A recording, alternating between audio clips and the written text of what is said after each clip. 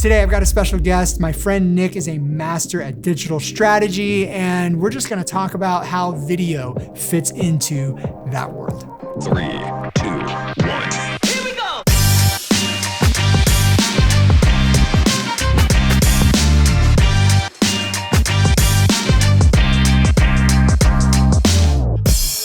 Hey everybody, my name is AJ, and this is my good friend Nick. And Nick, you're in digital strategy. Is that how you would describe it? Yeah.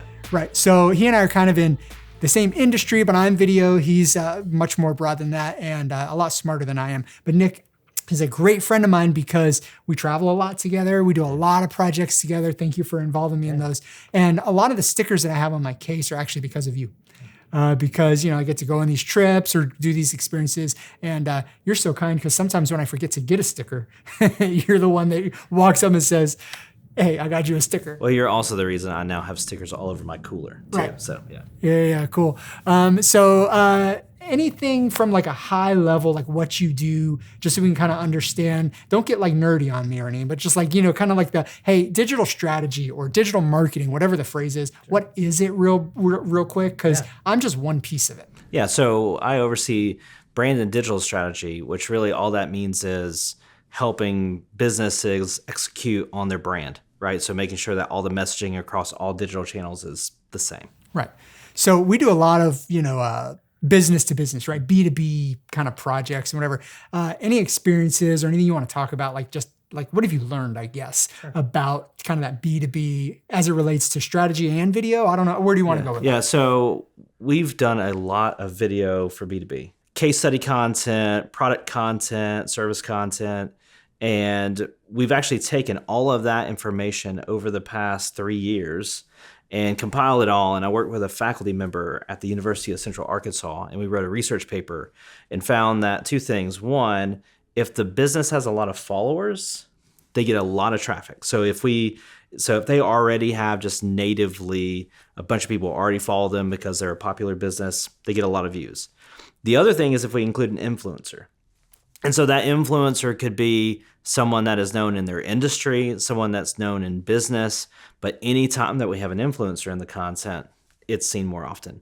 So what we're trying to do more of is trying to make sure when we're telling those stories for our customers that we're including those types of individuals, whether it be a big brand name or someone known in their industry, just trying to make sure those stories kind of match up. Does this apply to video? Does it apply to everything? How do these two rules or things you've discovered, where does it apply? Yeah, so far it applies to video. So we haven't actually looked at what it looks like in other spaces yet. But I know in video, let's say that, we have somebody in the Hall of Fame in an industry. If they're in the video, more people watch it. Or if it's, we've got a company that builds loudspeakers that we work with frequently.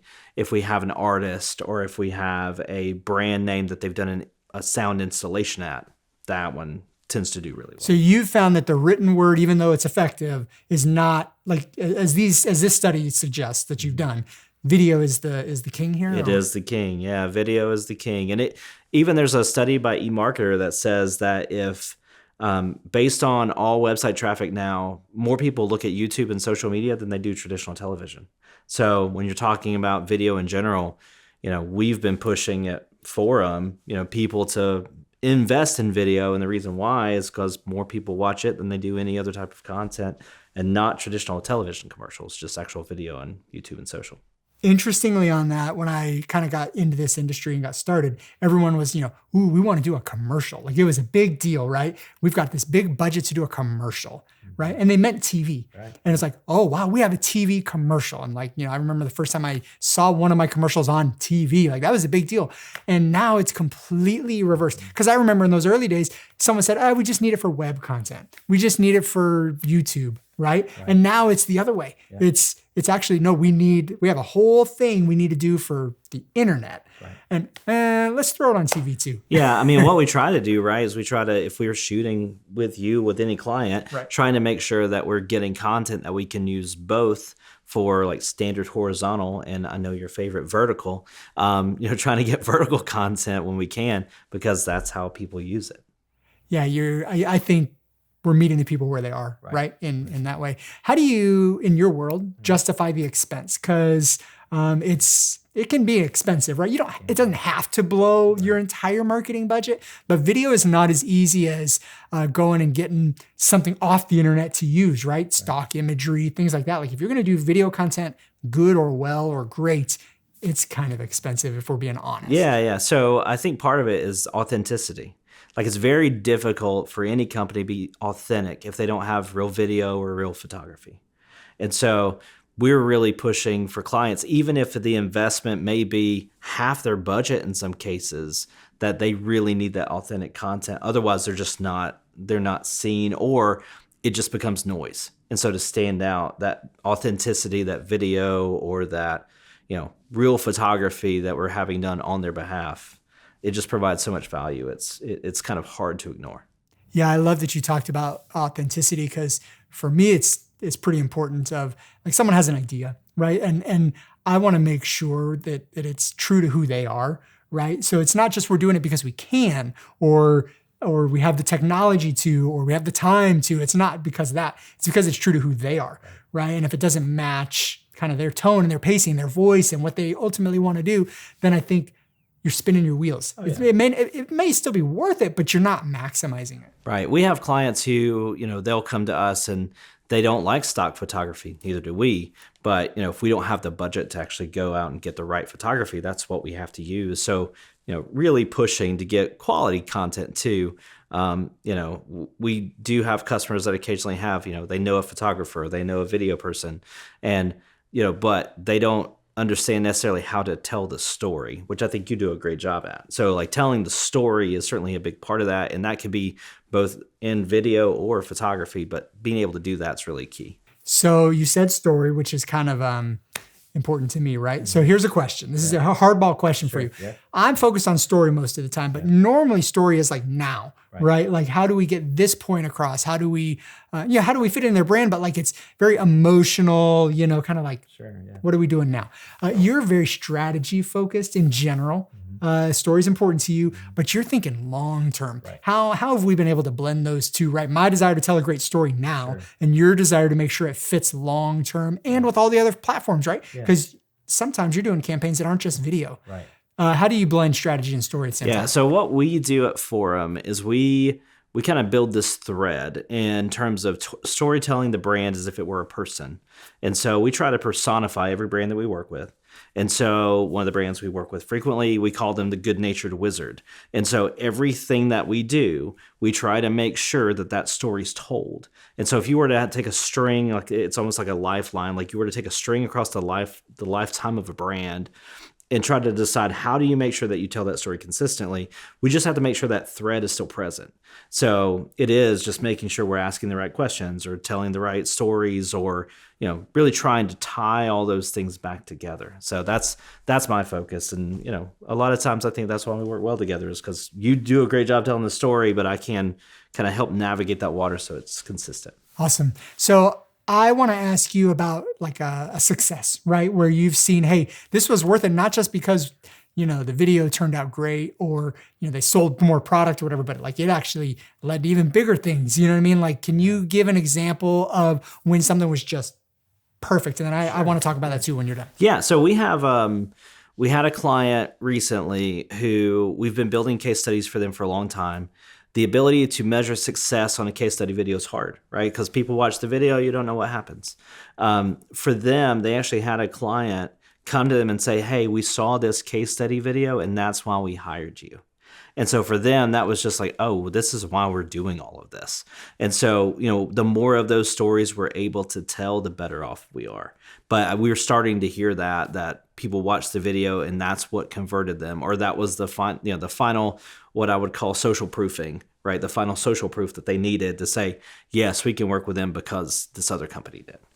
Real quick, because I want to talk to that too, but overnight success, viral video versus long-term, whatever. Yeah. Can you speak into that? Because I think a lot of people want to put money in or time in and they want an instant success, which if you get that, it's awesome. Sure. But is that the most valuable thing? No. Right?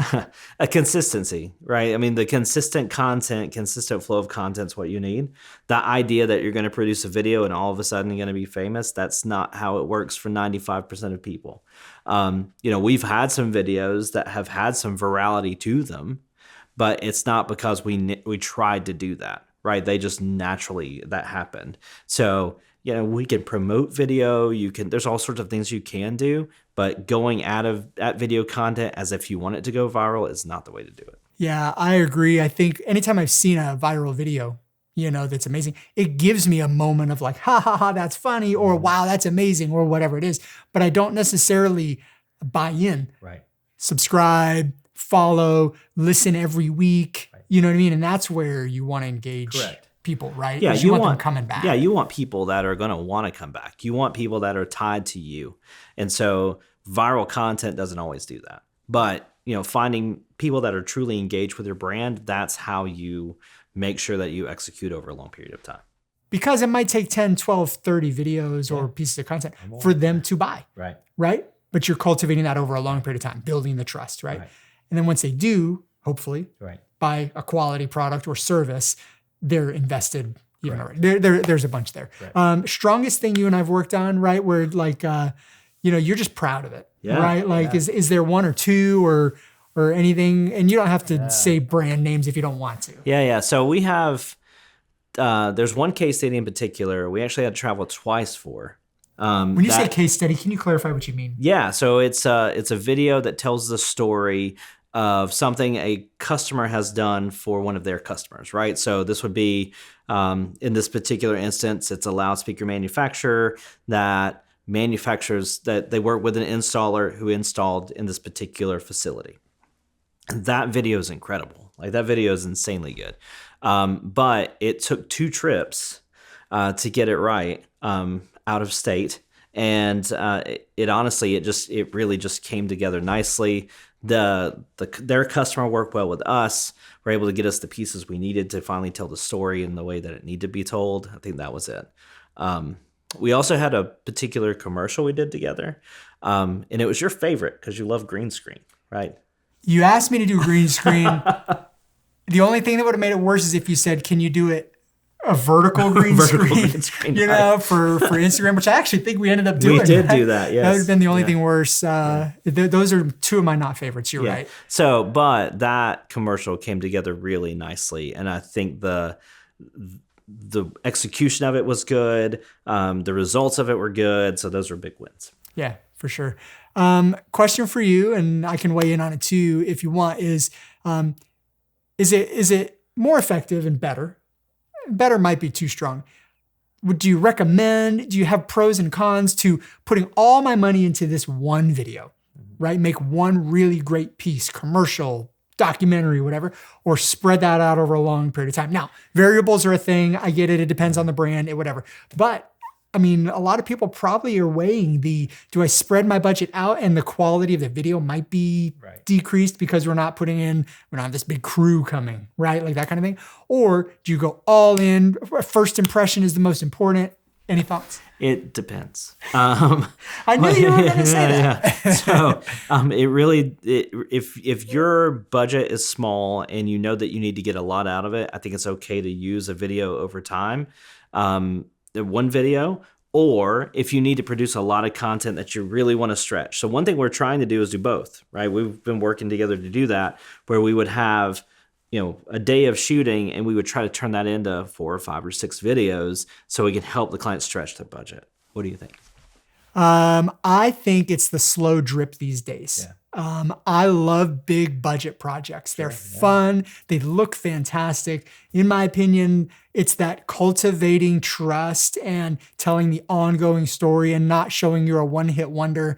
In my opinion, that it's not that we're not willing, and it's not even that it's not effective to do kind of a big push on one thing, right? A one-time video to use multiple times. But people are desperately doing this number. You know what I mean? So the more times they can consistently see a brand without it being the same thing, I think is winning right now. Will that change? Probably. Was that the case 5 years ago? No.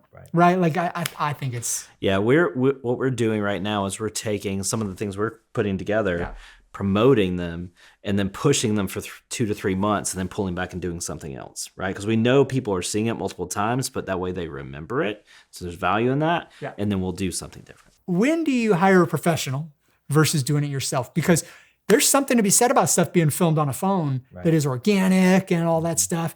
Is there a formula to figuring out, hey, you can do both? It's not either or, but how do you know how to balance those two? Yeah, that's a difficult question to answer because it depends on the client and what they're trying to go after. So if you're a company that's trying to make sure that everything that you do is crisp and clean and like you have a certain look, then you need to hire a professional.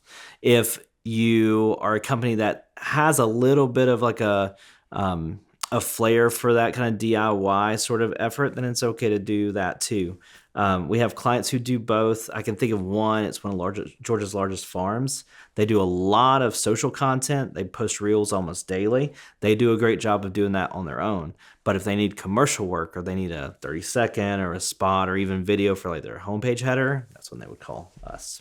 I think the thing I hear a lot is does it hurt my brand to have a DIY kind of level? I know it depends on the brand, right? Like if it's a really innovative technology, in a hospital, you may not want to, but I mean, does it hurt me? Average No, brand. I don't think so. I mean, even for them, we post our own video content. We have the $30 tiny mics that you get off Amazon, right? We joke in the office, like every time I pick one up, I feel like I'm supposed to do an ASMR video. But, I think it's perfectly fine to use that stuff. I think from my side, people say, I don't know if I should have you do this one or if I should do it on my own, and I think that having I say DIY, like doing it yourself kind of videos, I think actually then elevates when you do hire someone like us or any professional does your stuff, or whatever, like it actually kind of even sets a distinction of like, hey, this is the content you can consume constantly, whatever, that might not have the high production value, but we also do have really good high quality. And our product and services are high quality. That's why we have, I think it fits both ways, in my opinion. Right. Yeah, I agree. Let's say you're a brand. You're not the marketing wizard that you are. You're a brand and you're going to hire someone to tell your story. Let's talk video. You're going to hire someone to do video. What are those kind of keywords, those things you want to listen for? Give me practical stuff, right? What do I want to listen for that says, yes, this is probably a good idea for us. Alternatively, if they say something along these lines, just pay close attention. Yeah, so I don't know necessarily that it's words that they would say. Okay. I think it's actions. Okay. So I want to see what the actual, what their proposal is and their experience. So we've worked with video staff that have done all sorts of different things, right? So, sometimes the client has a video partner that they're working with too. And so I've been in situations where we've showed up and I'm used to working with you. And we also have another video person that I've worked with too, and I'm used to that sort of experience. We've had situations where I walked in and they literally showed up with a camera, no mics, no lights, anything, and I'm going, oh, okay. So that's so how do you avoid that? That's my question. That's the thing, because I think everybody's been there, right? They expected one thing, they didn't get that. Right. Someone talked a big game or whatever. How do I not get there? Yeah, I think it is about seeing what they've done in the past, and I would love referrals. Yeah. Like I want to talk to someone so I know what you've done. Do they use microphones when they've set up? Do they have lighting? What equipment have they used in the past? What kind of questions do they, those sort of things, because you don't want to get in a situation where, show up and they feel unprepared, for the shoot, and you've obviously spent a lot of money and now you're kind of in a bad situation. So can I give you some of mine? Yeah, let's do it. I think if someone has a really incredible reel, right? They've got this 2-minute piece and it's just fast moving of all these amazing shots, right? There's nothing wrong with that. But there's so many factors that you don't know when you're only looking at one shot at a time from a bunch of different projects. You don't know who did the lighting for that. You don't know, did the sound turn out good? You don't know, was the campaign effective, right? So I think like as you're watching someone's stuff that they've made, don't just watch the reel. We all have reels. I have one, right? It's outdated, but watch something that they've made for a product or a service. And would you buy that product or service based off of that video? Then go watch another one just to make sure that they didn't have just a one hit. Yeah, I mean, I would imagine that most video directors have a website that shows not just their reel, but has some of their actual work. I would agree. Like actually watching some of their work by itself, not the reel, but some of their actual beginning work. to end. Because to be honest with you, yeah. you can start one and it starts great. But did it tell the full, complete thing? And I'm not trashing anything. But if you're looking for a good, and I might not be the right solution for a lot of people, right? And I recognize that, right? But does everything line up when you watch their work? Is it consistent? Yeah, and I would listen to the audio quality, like try to pay attention to the details, right? I mean, sometimes it's hard because if you've never done video, work with a video director before, you don't know. Yeah. But you know what sounds good and you know what visually looks okay. And so if you see, the video is really dark or, the sound sounds terrible, then, maybe that's a red flag. And those are easy to identify things, right? Like you can do that. You should do that and you can. I think the harder things to identify is the messaging clear, right? If it's a production company or a freelancer, whatever it is the messaging clear, right? And kind of going back to, would you buy this product based off of it? And again, referrals. Like if you can actually speak to someone they've worked with, that can make a huge difference. The referrals I would suggest too, and this isn't a sales pitch, but do the referrals because how someone operates on set, how they make you feel as the client, not just sucking up to you because you're the client, right? Like it's kind of a big deal for me and anyone I hire to bring on projects. Like we want the video to turn out great. That is kind of priority number one. But just as important is how you feel on the project. Yeah. I was going to say that's one of your things is trying to make sure the experience is good, right? Well, like it's hard enough. Yeah. And digital strategy is probably the same thing, right? Everything you do, it's hard enough to do it. It's a pain, it's slow, it's expensive. And so to not enjoy any of it is awful. Yeah. Right? So enjoying something, which actually brings me to my last question for you. Oh, okay. Favorite experiences you and I have had, right? So we travel, sometimes it's just local. Right. We do you give me a hard time for always wanting to get ice cream. Like there's little things in there, right? That are fun. They make the experience good. Any core memories for you from our times together? Yeah, so we did have a crazy trip where we went to New York and we bounced to New York to Massachusetts, and it was like a road trip plus a plane ride. So that was like one part of New York to another part of New York to then Massachusetts. Right. And then flew home out of Connecticut. Yeah. Yeah, that was crazy. And then the other ones when we went to New Orleans. Yeah. And I told AJ not to run down Bourbon Street in the morning, and he did it anyway. So let's just say the party was wrapping up about the time I went for my morning run. Yeah, I warned him, but he didn't listen, so it's okay. Any last minute advice you'd give people on video as a means to elevate their brand or as a communication? Yeah, the last thing I would say is just that video is critical. It's been one of those things over the past 2 or 3 years that we've really advocated for clients because they need it. And it's because that's where the consumers are. Like if we are, as marketers, if our goal is to meet consumers where they are watching Reels and they are watching TikTok and they are watching YouTube content all the time. And so even connected television, like those 30-second spots on connected television, if you're watching Disney Plus or, ad supported Netflix, like those ad buys now, us as agencies, we can actually buy those ads for a fraction of the cost of what you would buy traditional television. And so, that's why we've really advocated for video content. Again, just trying to meet people where they are. Excellent. Thanks for your time today. Yeah. Thanks for your friendship too. Thanks for all the stickers you've gotten me. Sure. Yeah. And the opportunity to be a part of the fun projects you're working on. Absolutely. And I'm excited to see what the future holds. Yeah, me too.